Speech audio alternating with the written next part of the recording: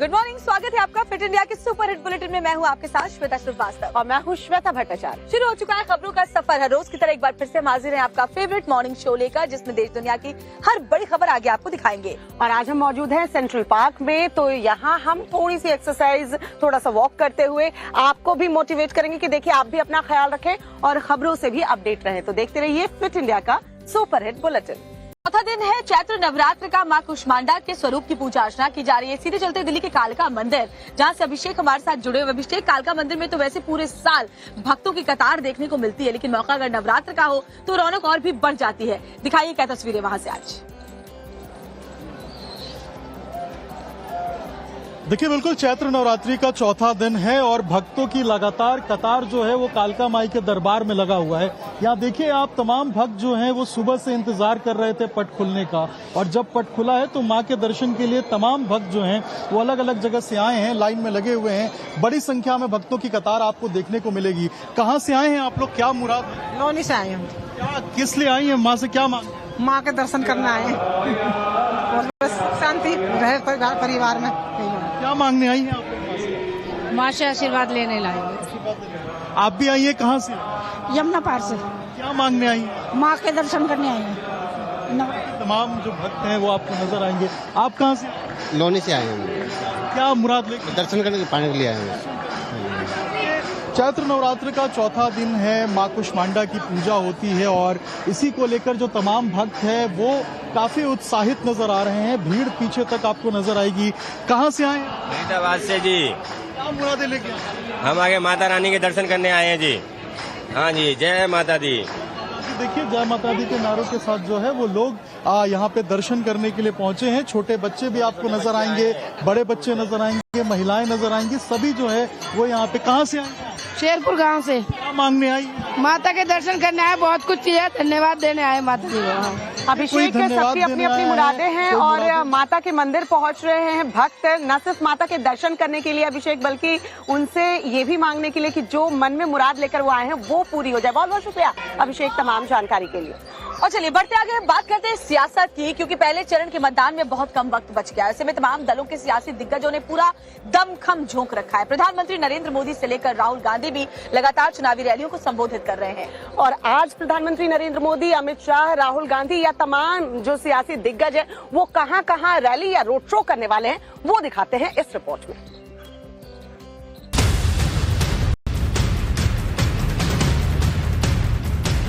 लोकसभा चुनाव के पहले चरण के रण में सियासी पार्टियों ने चुनाव प्रचार को लेकर ताकत झोंक दी है। बीजेपी की तरफ से चाहे पीएम मोदी हो या विपक्ष की तरफ से राहुल गांधी, चुनाव प्रचार में कोई भी किसी भी तरह की कमी नहीं छोड़ना चाहता। आज भी चुनाव प्रचार के मैदान में सियासी दिग्गज मैदान में उतरेंगे। सबसे पहले बात पीएम मोदी की। पीएम मोदी का जम्मू कश्मीर और राजस्थान में चुनावी दौरा है। पीएम मोदी सबसे पहले 11 बजे ऊधमपुर पहुंचेंगे, जहां वो चुनावी जनसभा को संबोधित करेंगे। इसके बाद 2:15 बजे के करीब वो राजस्थान के बाड़मेर पहुंचेंगे, जहां वो बड़ी चुनावी रैली को संबोधित करेंगे। इसके बाद शाम 3:45 बजे दौसा में रोड शो करेंगे। बीजेपी के दूसरे दिग्गज नेता भी चुनाव प्रचार के लिए मैदान में उतरेंगे, जिसमें अमित शाह सुबह 11:15 बजे यूपी के मुरादाबाद में बड़ी रैली करेंगे। इसके बाद तमिलनाडु के मदुरई में शाम 5:30 बजे रोड शो करेंगे। वहीं यूपी के सीएम योगी आदित्यनाथ सहारनपुर और कैराना में चुनावी हुंकार भरेंगे। बीजेपी को चुनावी मैदान में टक्कर देने के लिए इंडी गठबंधन ने भी चुनाव प्रचार में ताकत झोंक रखी है। राहुल गांधी की बात करें तो राहुल गांधी का आज तमिलनाडु में चुनावी दौरा है। कोयम्बटूर में इंडी गठबंधन की रैली में शामिल होंगे। कोयम्बटूर में राहुल गांधी सीएम स्टालिन के साथ जनसभा को संबोधित करेंगे। वहीं अखिलेश यादव भी आज चुनावी रैली में हुंकार भरेंगे।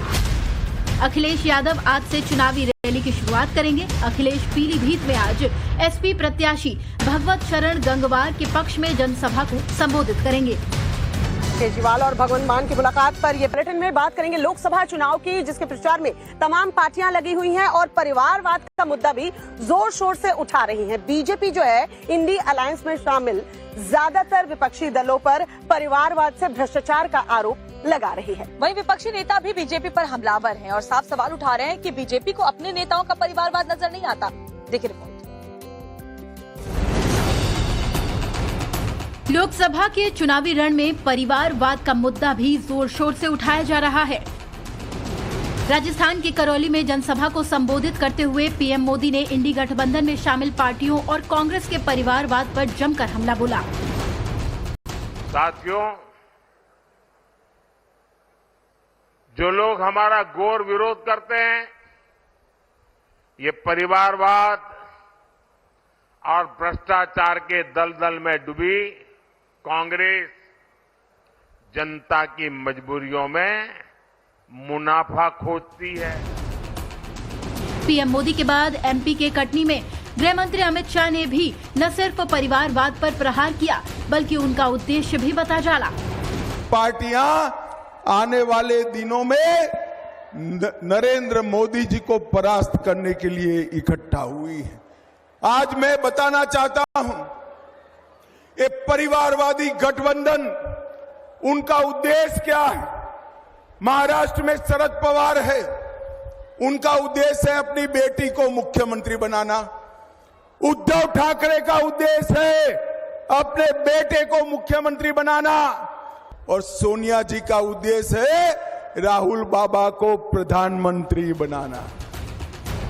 पीएम मोदी और अमित शाह ने कांग्रेस और क्षेत्रीय पार्टियों के परिवारवाद का मुद्दा उठाया, तो इंडी गठबंधन की सहयोगी समाजवादी पार्टी ने इस पर पलटवार किया और बीजेपी को खुद के गिरेबान में झांकने की नसीहत दे डाली। कहना चाहूंगी कि भाजपा को केवल रीजनल पार्टीज हैं, उसमें परिवारवाद नजर आ रहा है। भाजपा को अपना परिवारवाद नजर नहीं आता है, तब उनकी आंखों में पट्टी लग जाती है। और अगर क्षेत्र के लोग चाहते हैं कि उनका सांसद कैसा हो, वो वोट करते हैं, डेमोक्रेसी है ये, तो जिसको लोग चुनते हैं वही सांसद बनता है, मेरा मानना है। तो इसमें कोई गलत बात नहीं है। लोकसभा चुनाव में ऐसा कोई मुद्दा नहीं है जो बीजेपी और विपक्ष नहीं उठा रहा। सियासी वार पलटवार भी हो रहे हैं, लेकिन 4 जून को नतीजे तय करेंगे कि ये मुद्दे किस पर कितने भारी पड़े। और चलिए बात करते हैं बिहार की, जहां लोकसभा चुनाव को लेकर बयानबाजी का दौर बहुत ही तेज है, क्योंकि आरजेडी से पाटलिपुत्र से कैंडिडेट और लालू प्रसाद यादव की बेटी मीसा भारती ने प्रधानमंत्री नरेंद्र मोदी को लेकर एक विवादित बयान दिया है। मीसा भारती ने ऐसा क्या कुछ कहा है जिस पर बीजेपी अब हमलावर हो रही है, और बीजेपी ने पलटवार क्या कुछ किया है, सब कुछ दिखाते हैं इस रिपोर्ट। बिहार में लोकसभा चुनाव को लेकर बीजेपी और आरजेडी नेताओं में जुबानी जंग है। अब आरजेडी सुप्रीमो लालू यादव की बेटी और पाटलिपुत्र से कैंडिडेट मीसा भारती ने लोकसभा चुनाव में वोटिंग से पहले बड़ा बयान दिया है। मीसा भारती ने कहा कि अगर चुनाव के बाद इंडिया गठबंधन को जनता ने मौका दिया तो पीएम मोदी समेत सारे बीजेपी नेता जेल के अंदर होंगे। इलेक्ट्रल बॉन्ड पे कौन जवाब देगा? जब आते हैं वो हमारे परिवार पे आरोप लगाते हैं भ्रष्टाचार का। जानते हैं कितना बड़ा भ्रष्टाचार है। अगर देश की जनता ने कहीं हमें मौका दे दिया इंडिया गठबंधन को, तो प्रधानमंत्री से लेकर के जितने भी भाजपा नेता हैं जेल के अंदर बंद होंगे। मीसा इस बात से गुस्से में थी कि पीएम मोदी बिहार की चुनावी रैली में जब आते हैं तो लालू परिवार पर भ्रष्टाचार के आरोप लगाते हैं। मीसा के इस बयान पर बीजेपी ने भी करारा हमला बोला और इसे आरजेडी की हताशा और निराशा बता डाला। मोदी जी ने देश के प्रधान प्रशासक के रूप में काम किया और एक भी दाग नहीं है। ऐसे को मीसा भारती बोलती है मैं चुनाव के बाद जेल में भेजूं। ऐसा फ्रस्ट्रेशन, ऐसा निराशा, ऐसी निराशा। आप बताइए, मैं फिर से बोलता हूं, लालू सेहत के कारण बेल पर है कि नहीं है? चारा घोटाले में इन्वॉल्व है कि नहीं है? और लोगों से मीसा भारती पर अंजाम है कि नहीं है? जो खुद बेल पर हो, जिनसे खुद पूछताछ हो रही हो, वो आज मोदी जी को गाली दे रहे हैं। लोकसभा चुनाव में पीएम मोदी को लेकर न सिर्फ विवादित बयान दिए जा रहे हैं, बल्कि वार पलटवार में जुबानी जंग की मर्यादाएं भी तार-तार हो रही हैं। लेकिन जनता सब देख और सुन रही है और लोकतंत्र के इस चुनाव में फैसला जनता को ही लेना है। राहुल गांधी का एक बयान इन दिनों सुर्खियों में है। बीकानेर में राहुल गांधी ने बड़ा बयान देते हुए ये कहा कि कांग्रेस एक झटके में गरीबी मिटा देगी। और राहुल गांधी के इस बयान को बीजेपी ने आड़े हाथों लिया और साथ ही बीजेपी ने कांग्रेस को झूठी पार्टी बताया है। देखिए रिपोर्ट में पूरी खबर। लोकसभा चुनाव में कांग्रेस नेता राहुल गांधी ने बड़ा बयान दिया है। राजस्थान के बीकानेर में कांग्रेस प्रत्याशी गोविंद राम मेघवाल के पक्ष में जनसभा को संबोधित करते हुए राहुल ने कहा कि वो देश से एक झटके में गरीबी हटा देंगे। राहुल देश से कैसे गरीबी हटाएंगे, खुद उनकी जुबानी ही सुनिए। अगर आप गरीबी रेखा के नीचे हो, आपके बैंक अकाउंट में हर साल 1 लाख रुपया, 8,500 रुपया महीने का खटाखट खटाखट खटाखट खटाखट आता रहेगा।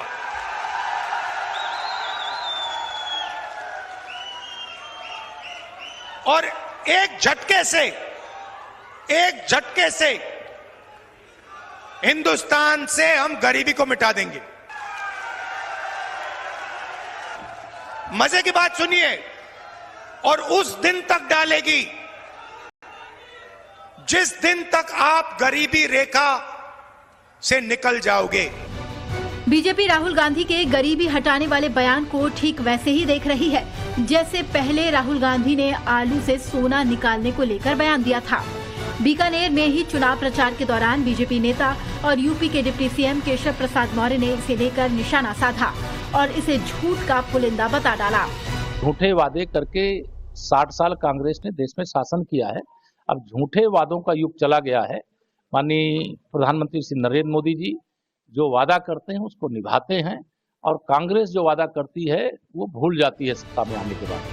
राहुल गांधी की ये चुनावी गारंटी है या फिर वोट पाने का तरीका, लेकिन राहुल के इस बयान से सियासी गलियारों में सवाल जरूर उठ रहे हैं कि ऐसी कौन सी तरकीब है जिससे राहुल एक झटके में देश की गरीबी खत्म कर देंगे।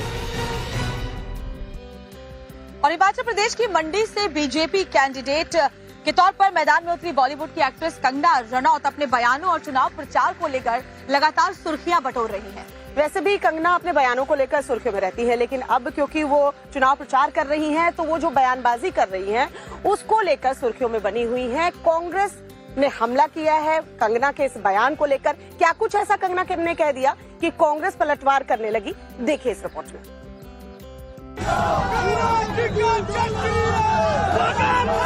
हिमाचल प्रदेश में लोकसभा चुनाव भले ही अंतिम चरण 1 जून को होने हों, लेकिन बयानबाजी को लेकर हिमाचल में सियासी सरगर्मी बढ़ गई है, खासकर मंडी लोकसभा सीट को लेकर, जहां कांग्रेस और बीजेपी नेता आमने सामने हैं। मंडी से बीजेपी ने बॉलीवुड एक्ट्रेस कंगना रनौत को मैदान में उतारा है।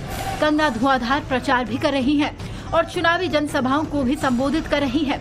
कंगना अपनी चुनावी जनसभा में सबसे ज्यादा राहुल गांधी और हिमाचल प्रदेश के मंत्री विक्रमादित्य को निशाने पर ले रही है। मनाली में एक जनसभा को संबोधित करते हुए कंगना रनौत ने राहुल गांधी को बड़ा पप्पू और विक्रमादित्य को छोटा पप्पू बता डाला। एक बड़ा पप्पू है दिल्ली में, लेकिन हमारे यहाँ पे भी एक छोटा पप्पू है।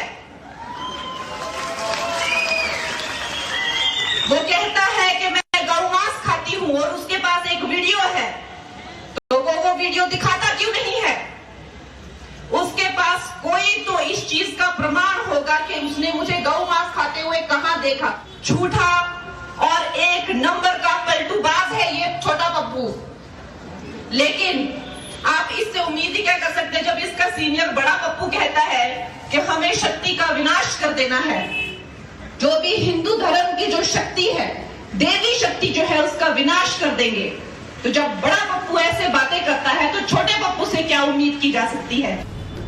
कंगना के इस बयान ने हिमाचल की ठंडी में सियासी गर्मी ला दी है। कांग्रेस के नेता और हिमाचल सरकार में मंत्री विक्रमादित्य ने भी कंगना को लेकर सवाल उठा डाले और पूछ डाला कि जब हिमाचल में तबाही आई थी तब आप कहाँ थी?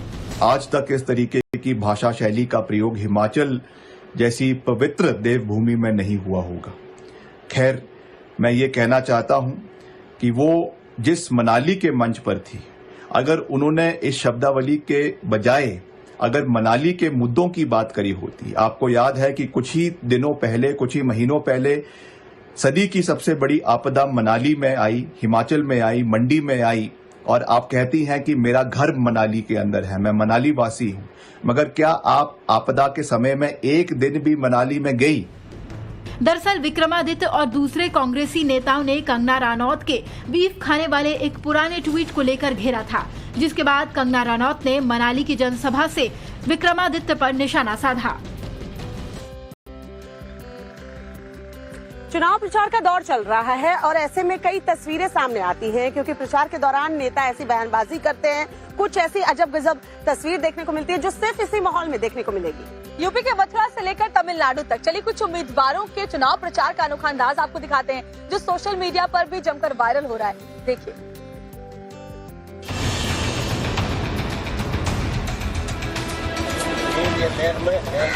चुनावी समर में हर जगह प्रत्याशी जनता की खिदमत में लगे हैं। देश भर में चुनाव प्रचार का दौर जोरों शोरों पर है। स्टार प्रचारक से लेकर फायर ब्रांड उम्मीदवार, हर कोई सिर्फ जनता को रिझाने और लुभाने में लगा है। नेता बनने निकले अभिनेता चुनावी मैदान में अपना दमखम झोंक रहे हैं।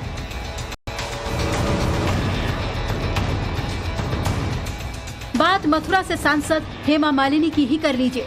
आजकल वो जनता के बीच नजर तो आ ही रही है, साथ ही अपने क्षेत्र में कुछ ऐसा भी करती दिखी जो इन दिनों सोशल मीडिया पर काफी वायरल हो रहा है। तस्वीरें देखिए। स्क्रीन पर अपनी एक्टिंग और खूबसूरती से दिल जीतने वाली हेमा मालिनी गेहूं के खेतों में फसल काटकर अब वोटरों के दिल में जगह बनाने में जुटी हैं। पीली साड़ी पहने हेमा मालिनी गेहूं की फसल हाथ में लिए खेत में काम कर रही महिलाओं से बात कर रही है। हेमा मालिनी का ये वीडियो सोशल मीडिया पर काफी चर्चाओं में आ गया है। 2024 में लोकसभा चुनावों में अपना लक आजमा रही बेबाक अभिनेत्री कंगना रनौत भी इसी राह पर है। उन्हें हिमाचल की मंडी सीट से बीजेपी ने अपना उम्मीदवार बनाया है। कंगना ग्राउंड पर उतरकर लोगों से जुड़ रही है, उन्हें सुन रही है, उनके दिल में अपनी जगह बनाने के लिए चाय भी बनाकर पिला रही है। कंगना का ये वीडियो उनके चुनाव प्रचार के शुरुआती दौर का है, जहां वो स्थानीय लोगों के बीच पहुंची और नमो चाय बनाकर पिलाई। इस दौरान कई दिग्गज नेता भी उनके हाथों की चाय की चुस्की लेते हुए नजर आए।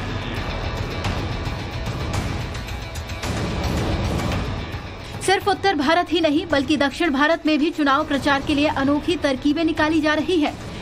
चुनावी माहौल में तमिलनाडु के रामनाथपुरम में एक निर्दलीय प्रत्याशी ने वोटों के लिए उस तरह पकड़ लिया। परिराजन नाम के उम्मीदवार वोट मांगने के लिए लोगों की दाढ़ी बनाते हुए नजर आए, जिसकी तस्वीरें सोशल मीडिया पर जमकर वायरल हुई थी। तमिलनाडु के ही कुड्डालोर से एक गजब मामला सामने आया, जहां लोकसभा चुनाव के लिए मतदान से पहले सड़क किनारे बैठकर पिंजरे में बंद तोतों की मदद से भविष्यवाणी कराई जा रही थी। 2 ज्योतिषों और उनके तोतों को पुलिस ने अब गिरफ्तार कर लिया है। दरअसल भविष्य बताने वाले इस तोते ने पत्ताली मकल काची यानी पीएमके के उम्मीदवार थंकर बच्चन की जीत की भविष्यवाणी की थी।